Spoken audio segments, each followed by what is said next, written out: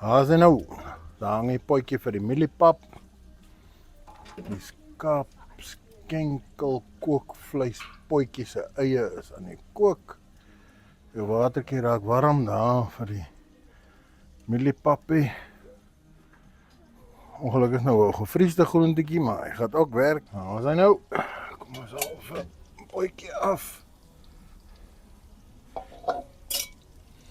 Kan ons sommer van hier af die vleis bygooi. Lekker man, hoef nie te sukkel hè. Rustig. Armhare is veilig. Daar is hy nou. Tyd om 'n bietjie te roer. Ons haal van hier daar af. Rustig hier so.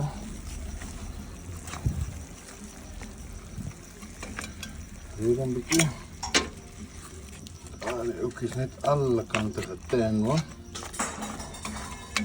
Daar is hy. Kom ons haal af.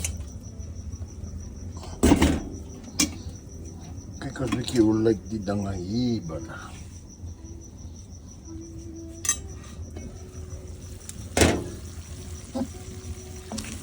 My heel aangenaam. En jou papie water loop. Hy is lekker warm. So hier halfpad in hierdie besigheid in. Dan gaan ons hom aansteek. Voor hy pappe ingooi. Dan moet hy loop. Daar is hy nou. Hier kom ons nou by die mieliepappe. Dan gooi jy hierdie siffie.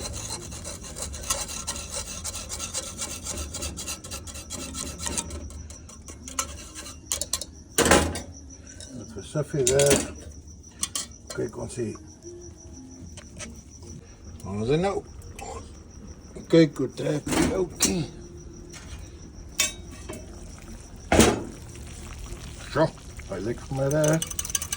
Kom ons gooi vir hierdie bruin eie soppie hierby.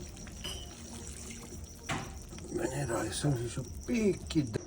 Nou sê, kom ons kyk hoe lyk hierdie papie hier so.